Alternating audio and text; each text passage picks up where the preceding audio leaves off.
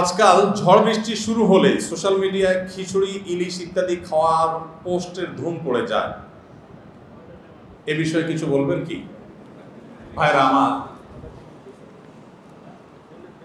আমাদের এমন একটা প্রজন্ম আমরা এখন পেয়েছি, বা এমন একটা সময় আমরা পার করছি, ভোগবাদ আমাদেরকে এমন একটা জায়গায় নিয়ে গেছে যে এখন মানুষ শুধুমাত্র ফুর্তি করতে চায়। ফুর্তিবাজ একটা প্রজন্ম পেয়েছি আমরা। বিবেক, বুদ্ধি, বিবেচনা, ভালো মন্দ, হিতাহিত জ্ঞান কোনো কিচ্ছু পরোয়া করার সুযোগ নাই, শুধু ফুর্তি করতে হবে। কি করতে হবে?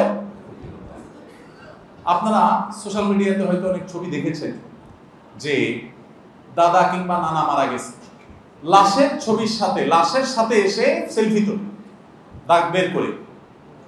এরকম প্রজন্ম এখন তৈরি হয়েছে। ভোর রাত সাহারির সময় দোয়া কবুল হয়, কান্নাকাটি করার সময় সাহারি পার্টি হয়, ফুর্তি।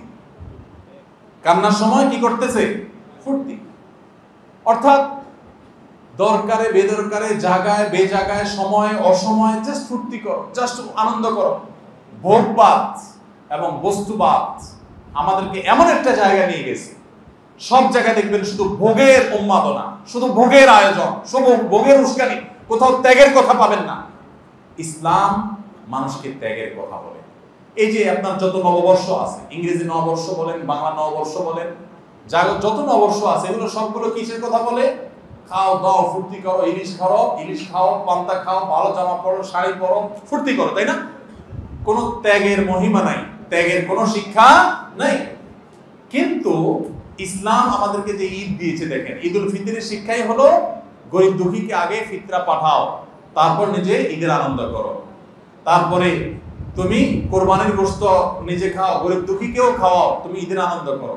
ত্যাগ এবং ভোগ দুইটাই আছে।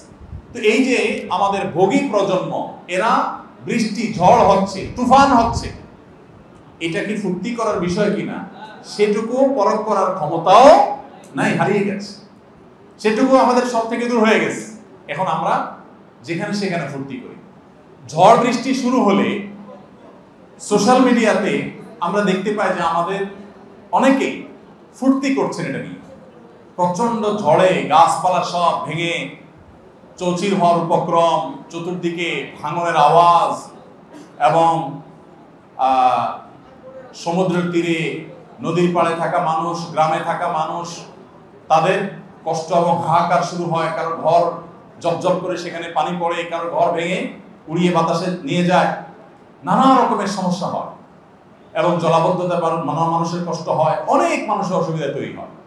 যেই ঝড়, যেই তুফান, যেই বৃষ্টি, যেই প্রাকৃতিক দুর্যোগ আমাদের নানা রকমের বিপদ ডেকে আনে, অনেক মানুষের কষ্ট ডেকে আনে, সেটা আমার ফুর্তির কারণ কিভাবে হয়? কিভাবে হয়? আবার সেটা সোশ্যাল মিডিয়াতে আমি প্রচার করছি যে আমি এই ঝড়ে বাসা বসে বসে খিচুড়ি খাচ্ছি, এটা খাচ্ছি, সেটা খাচ্ছি। ওই যে ফুর্তিবাজ একটা প্রজন্ম আমরা পেয়েছি। এখন ফুর্তি করা, যে কোনো মূল্যে আমাকে ফুর্তি করতে হবে, সব মরেসা হয়ে যাক, আমাকে ফুর্তি করতে হবে, এরকম একটা প্রবণতা আমাদের মধ্যে আসছে। আল্লাহ তো আমাদেরকে হেদায়েত দান করুন। ভাইরা আমার, খিচুড়ি খান আপনি, এটা তো জায়েজ কাজ, সমস্যা নাই। ইলিশ খান আপনি, জায়েজ কাজ, সমস্যা নাই। কিন্তু যে ঝড় তুফানে আল্লাহর দিকে মনোনিবেশ করার কথা, আল্লাহর ভয়ে সন্ত্রস্ত থাকার কথা।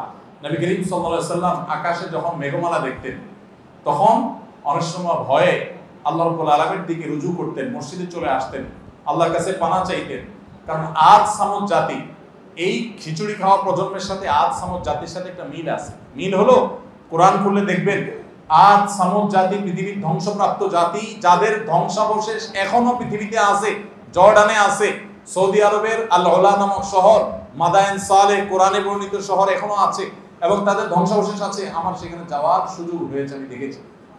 ভাইরা আমার, এই আদ সামুদ জাতি, তাদের উপর যখন আল্লাহর আযাব আসছে, তারা ওটাকে এনজয় করছে, তারা ওইটা নিয়ে ফুর্তি করছে। ও সুন্দর বাতাস বইছে, হ্যাঁ, মেঘমালা আসছে, তারা মনে করছে যে আমাদের জন্য বোধহয় ভালো কিছু আসছে, কিন্তু সেটা তাদেরকে ধ্বংস ডেকে আনছে। তো একজন ঈমানদার, তিনি আল্লাহর ভয়ে সন্ত্রস্ত থাকবেন, তিনি ঝড় বৃষ্টি থেকে আত্মরক্ষার জন্য সর্বাত্মক প্রচেষ্টা করবেন, সতর্কতা থাকবেন, অন্যদেরকে সতর্ক করবেন, পাশাপাশি তিনি আল্লাহর কাছে পানা চাইবেন যেন আল্লাহ তাকে ক্ষয়ক্ষতি থেকে বাঁচিয়ে রাখেন। তিনি ফুর্তি করবেন না, সব জায়গায় ফুর্তি করা। এই যে দেখেন চন্দ্রগ্রহণ সূর্যগ্রহণ এটাকে এনজয় করে এখন আজকাল মানুষ, তাই না? দূরবীন দিয়ে দেখে, চন্দ্রগ্রহণকে এনজয় করছে। এই কথাগুলো বলাটাও এখন এমন একটা পর্যায়ে চলে গেছে, আমরা এমন লেভেলে চলে গেছি যে এগুলো শুনলে মনে হয় সেকেলে পুরান কথাবার্তা কি বলে। ভাইরা আমার, আল্লাহর আযাব বা গজব যখন আসবে, প্রতিদিন আসে না, প্রতি বছর আসে না, যখন আসবে এরকম অবচেতন অবস্থায় আসবে। আল্লাহ রাব্বুল আলামিন আমাদেরকে হেদায়েত দান করুন। ভাইরা আমার, ঝড় বৃষ্টি শুরু হলে আল্লাহর কাছে পানা চাইতে হবে, দোয়া করতে হবে। আপনি ভালো করে রান্না করে খান, সেটা আপনার ব্যাপার, কিন্তু সোশ্যাল মিডিয়াতে প্রচার করছেন, আপনি এনজয় করছেন বিষয়টাকে, এটা একজন মুসলমানের ধ্যান ধারণা, তার বিশ্বাসের সাথে যায় না। আল্লাহ আমাদেরকে বুঝার তৌফিক দান করুন।